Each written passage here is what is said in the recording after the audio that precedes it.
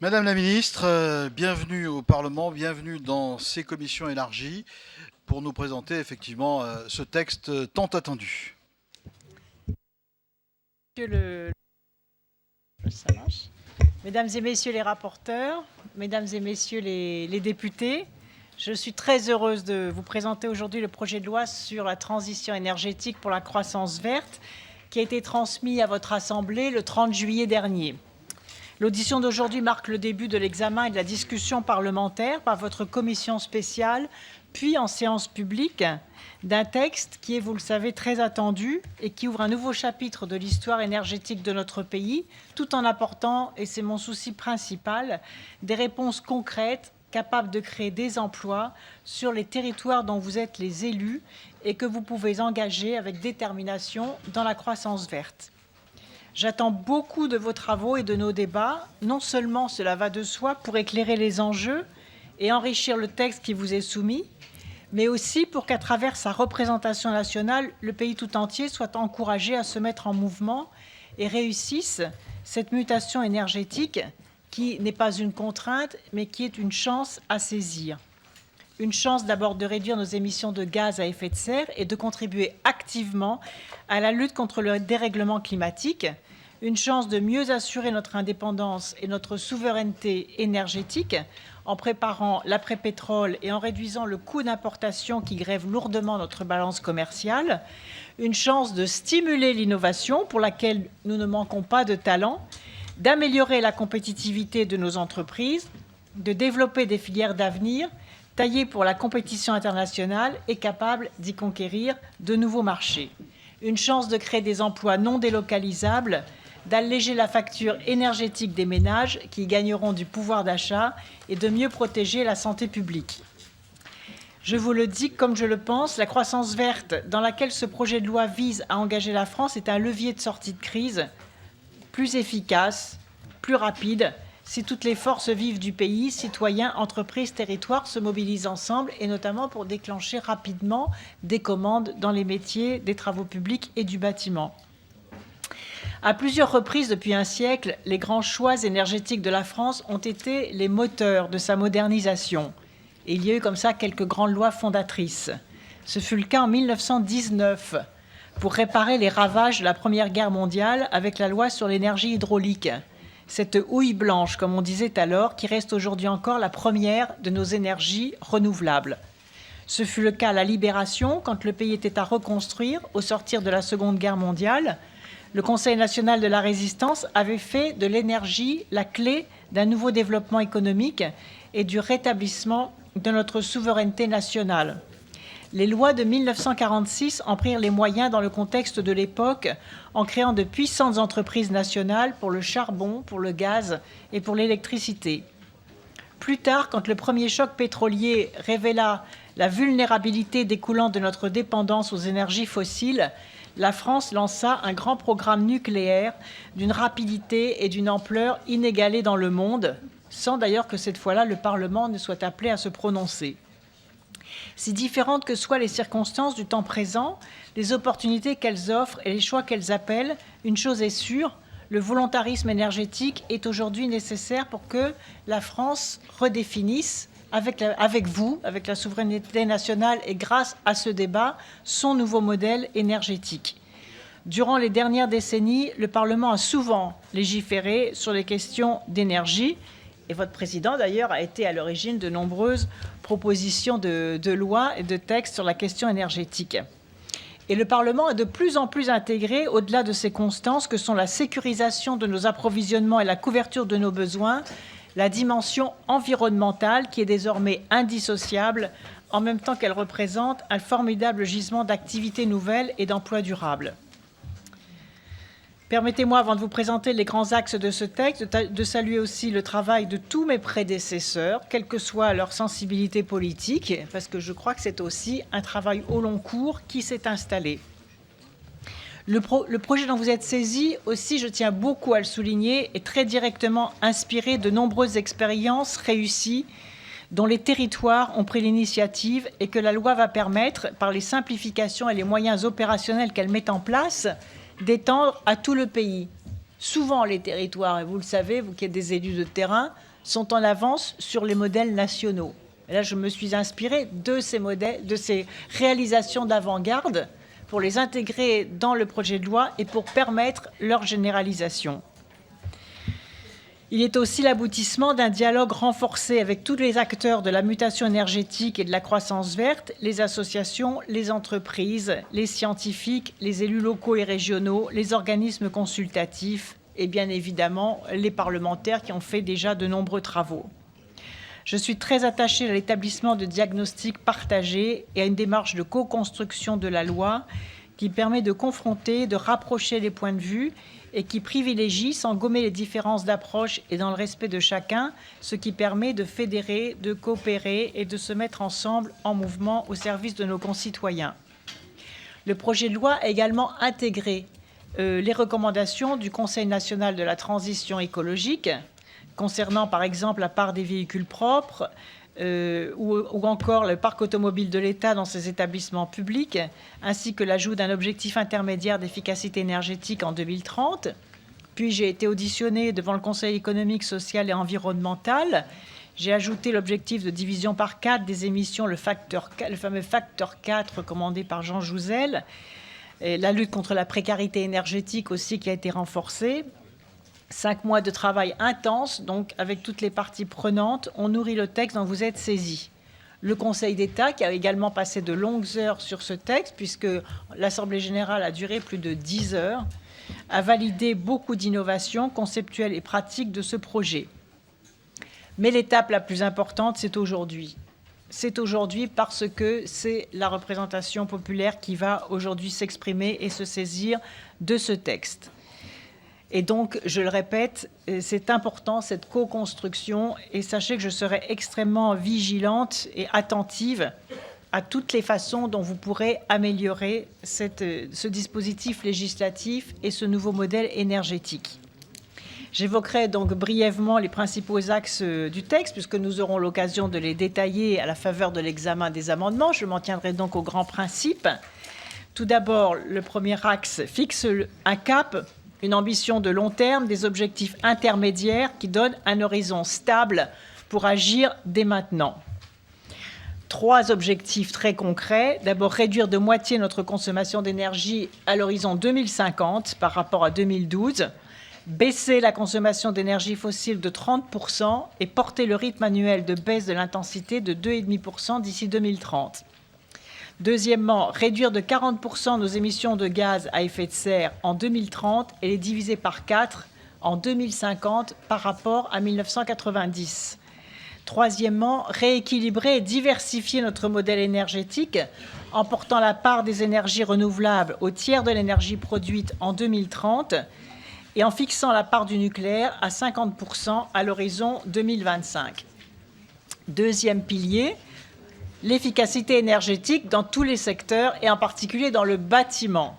C'est le grand chantier de la rénovation énergétique des bâtiments, source de création d'emplois dans un secteur fragilisé, de pouvoir d'achat pour les ménages, car un logement bien isolé, ce sont des factures qui baissent, avec aussi par exemple la promotion des bâtiments à énergie positive ou l'amélioration de la performance énergétique des bâtiments chaque fois que d'importants travaux de transformation sont réalisés.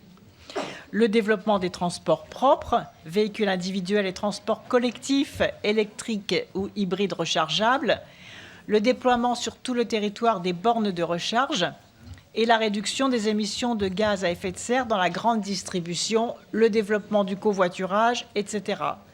Troisième point dans ce deuxième axe d'efficacité énergétique, le développement de territoires zéro déchet et l'économie circulaire avec l'éco-conception des produits, la transformation des déchets en matières premières pour économiser les ressources en général et l'énergie en particulier. Le texte généralise l'interdiction de la discrimination à l'encontre de matières issues du recyclage et fixe un objectif de réduction de 50% des quantités de déchets mises en décharge à l'horizon 2025. Troisième pilier, la montée en puissance des énergies renouvelables, terrestres et maritimes, dans l'Hexagone et dans les Outre-mer, où elles permettent une autonomie énergétique adaptée à l'insularité et à la situation des zones non interconnectées. hydraulique, éolien, solaire, biomasse, géothermie, énergie marine, toutes les ressources de nos territoires doivent être valorisées pour réaliser à court terme 200 territoires à énergie positive, 1500 méthaniseurs en milieu rural, pour développer des filières industrielles innovantes et compétitives et pour mobiliser tous les territoires dans le cadre des contrats locaux de la transition énergétique. Avec une simplification des procédures, un encouragement du financement participatif, une rénovation du cadre législatif de l'hydroélectricité, grâce à la création de sociétés d'économie mixte qui permettront de mieux associer les collectivités territoriales à la gestion des concessions et de renforcer le contrôle public sur ce patrimoine commun des Français. Enfin, moderniser le soutien financier au développement des énergies renouvelables pour accélérer le mouvement et changer d'échelle. Quatrième pilier, le texte permet au Parlement de jouer pleinement son rôle sur la définition et la conduite de notre politique énergétique. Il renforce en effet la transparence et l'information des citoyens, dont vous êtes les premiers garants, sur les coûts et les tarifs de l'électricité ainsi que sur la sûreté nucléaire. Il met en place les conditions d'une nouvelle citoyenneté énergétique. Il prévoit le déploiement des compteurs intelligents, fournir aux citoyens de nouveaux outils de connaissance, de maîtrise, de pilotage de leur consommation énergétique. En second lieu, il définit un mix énergétique équilibré et met en place les moyens de l'atteindre.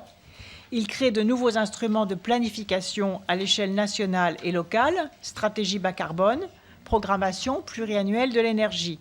Il reconnaît enfin la spécificité et le potentiel des Outre-mer, qui sont autant d'atouts pour que les territoires ultramarins deviennent des précurseurs de la transition énergétique et puissent innover grâce aux habilitations données par le projet de loi.